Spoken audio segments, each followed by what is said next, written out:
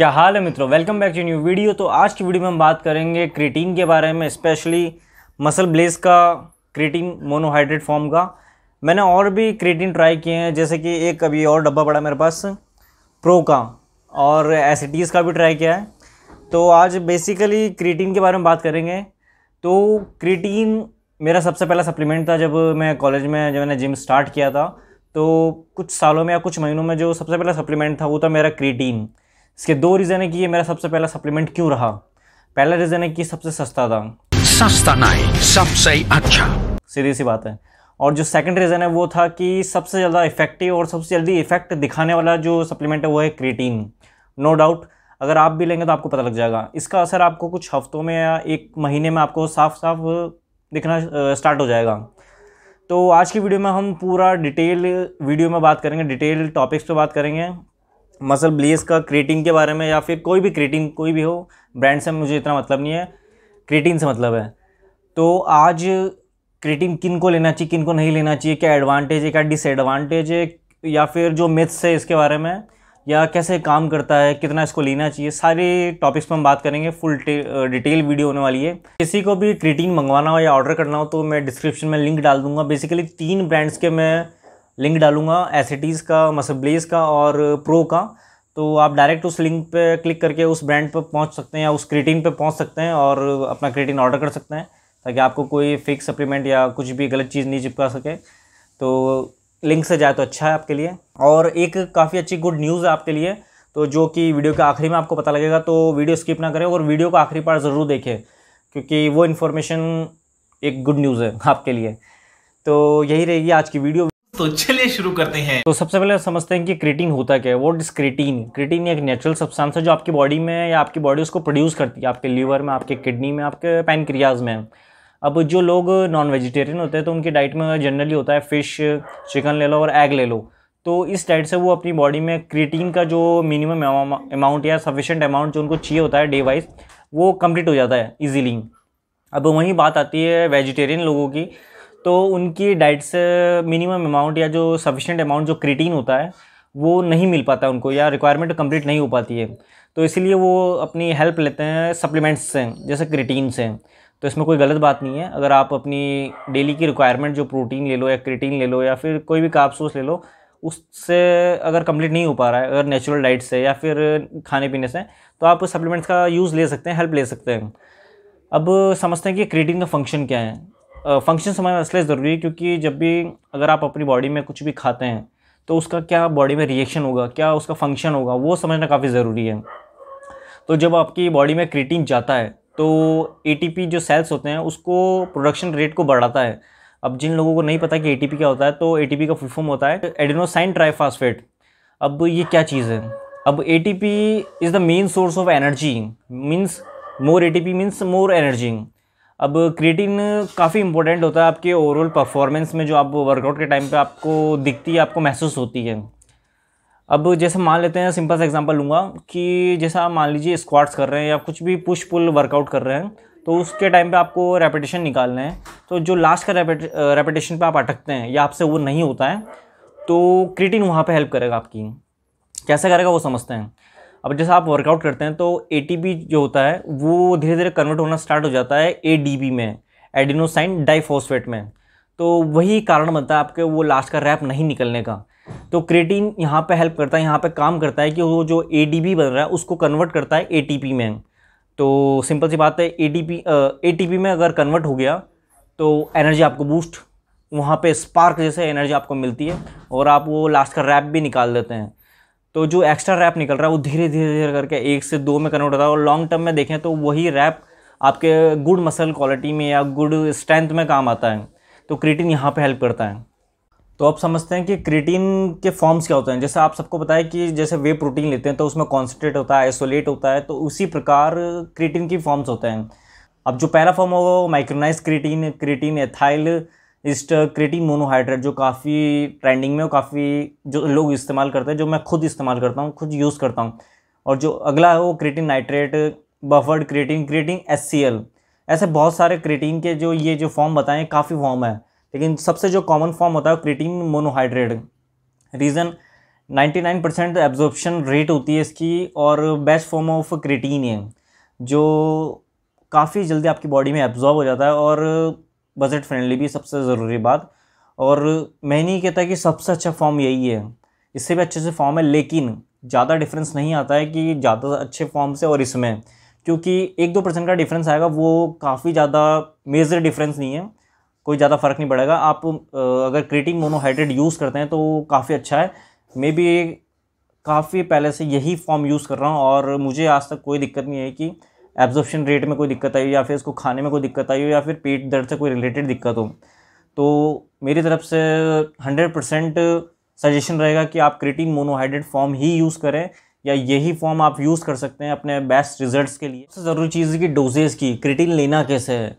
अब जब भी आप कोई भी क्रिएटिन लेते हैं, जैसे मान लीजिए मसल ब्लेज का मेरे पास क्रिएटिन है, तो इसका जो स्कूप साइज़ होती है वो 3 ग्राम की आती है, और कोई भी दूसरा अगर लेते हैं तो शायद उसका 5 ग्राम का स्कूप आ जाए ज़्यादा से ज़्यादा। तो जैसे आप क्रिएटिन लेना स्टार्ट करते हैं तो ये डिपेंड करता है कि आपकी बॉडी में मसल मास कितना है, आपका वेट कितना है। जैसे मान लीजिए जो कोई 60 किलो का बंदा है तो उसको क्रिएटिन डेली का रिक्वायरमेंट चाहिए 3 ग्राम, और जो 70 किलो से 80 किलो का है तो उसको चाहिए 5 ग्राम, या जो उससे ज़्यादा है उसको चाहिए कम से कम 8 ग्राम या 10 ग्राम। ये डिपेंड करता है कि आपका बॉडी में मसल साइज़ का, आपका वेट क्या है। फैट का वेट इंक्लूड नहीं होगा, मसल साइज़ का बोल रहा हूँ। अब कोई 100 किलो का बंदा है, मोटा सा है, अब वो बोले कि मैं भी 100 किलो का, मुझे क्रिएटिन ज़्यादा चाहिए, ऐसा कुछ नहीं है। मसल साइज़ की बात हो रही है यहाँ पे कि जितना मसल साइज़ होगा उसके हिसाब से डिवीज़न होते हैं कि क्रिएटिन आपको कितना चाहिए होता है। जो मैंने एग्जांपल बताया उससे आप रफली समझ लीजिए कि आपको कितना चाहिए आपके वेट के अनुसार। अब समझते हैं कि क्रिएटिन की टाइमिंग क्या है, कब अपने को क्रिएटिन लेना चाहिए, वर्कआउट के बाद में, पहले, या फिर दिन में सोते टाइम, या कभी भी।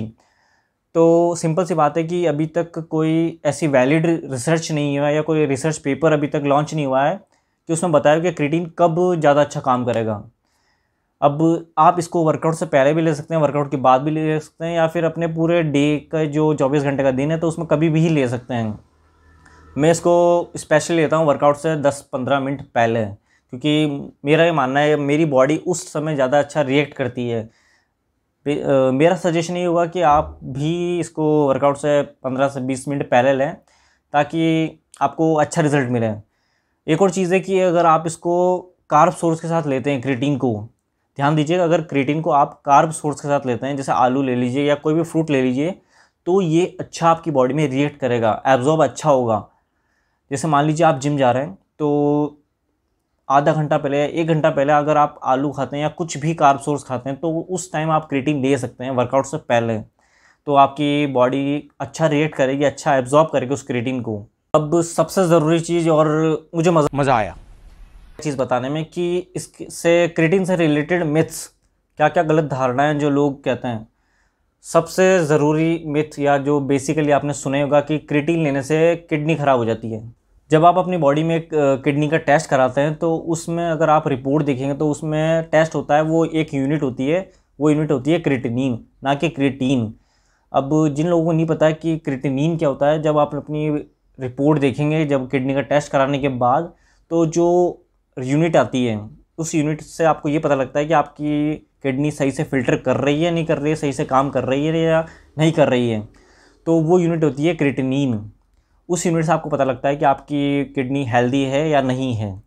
अब जैसे मान लीजिए कि मैंने किडनी का टेस्ट कराया तो डॉक्टर ने रिपोर्ट देखी, तो अगर उसमें क्रिएटिनिन का अमाउंट ज़्यादा है या वो यूनिट ज़्यादा है तो डॉक्टर मुझे साफ साफ बोलेगा कि आपकी किडनी में कुछ दिक्कत है, वो सही से फ़िल्टर नहीं कर रही है या वो सही से फंक्शन नहीं कर रही है।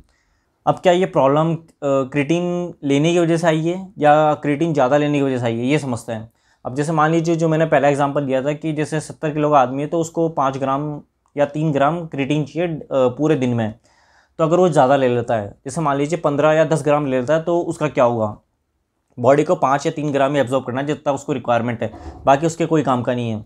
तो बाकी जो क्रिएटिन बचा, क्या वो रीज़न हो रहा है कि आपकी किडनी में दिक्कत करने का?